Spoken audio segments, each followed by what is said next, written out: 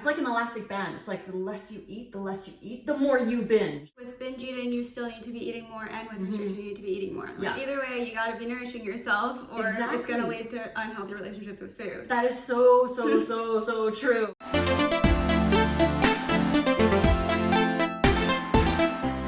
Hey my peaches, it's Jen Peach here. Today I'm very excited because I've got a special guest with me, Lisa, who is an incredible woman who shares so many incredible, delicious recipes.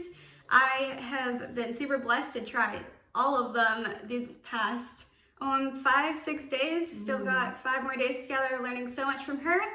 And what I want to bring to you guys today, because I don't know too much about this, I did struggle with binge eating a little bit, but it wasn't the main thing. My main thing was definitely struggling with restriction and learning how to eat more. So I'd like to ask you, what were the top 3 things that helped you to overcome binge eating?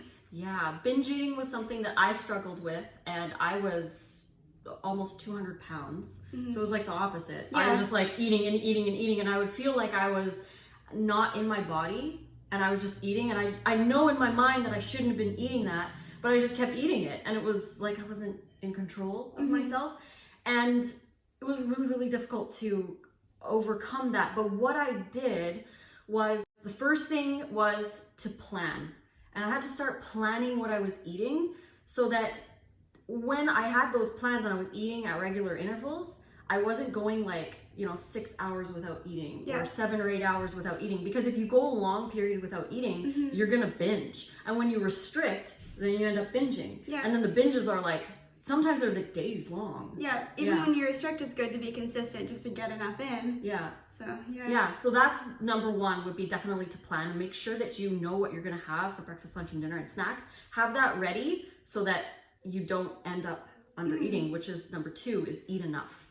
Because if you don't eat enough, like we mentioned, if you restrict, you're gonna end up binging. So I went through a period of time where I was restricting down to like, I don't know, I kept track, and there were some days where like 900, between 900 and 1200 calories, because I was trying to lose weight. And it just wasn't working. I was gaining more weight. Even eating that low. But when I would not eat that much, I would snap back. It's like an elastic band. It's like the less you eat, the more you binge.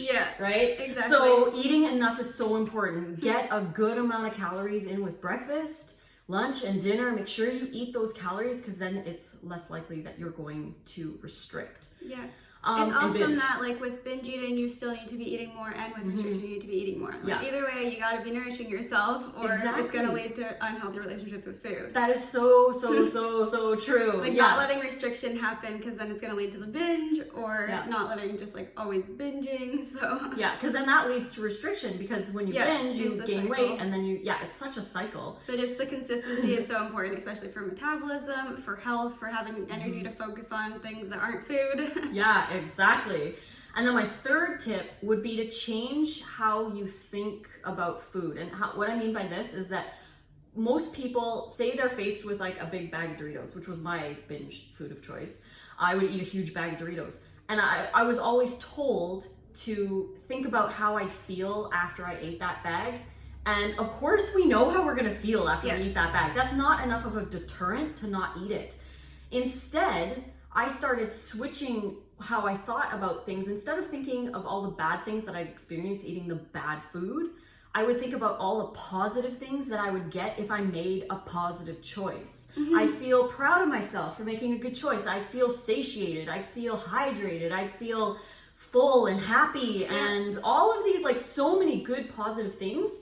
If you focus on the positive things, it's like, I want those things. It's looking at what you gain and what you lose. Exactly. And that's also super similar to what I was talking about on her channel, as you interviewed me about my 3 questions of how to overcome restriction and how to be how to eat more if you're afraid of eating more. And that goes into the same thing, as making sure that it's sustainable. Sustainable and healthy and long-term. You can get to your goals by changing the way that you see things, and planning. Planning is so big. I hope you guys enjoyed. I hope you found something helpful. She has so much more information about this on her channel. That'll be in the link in the description, and I'll see you in the next video. Thank you for watching. See ya!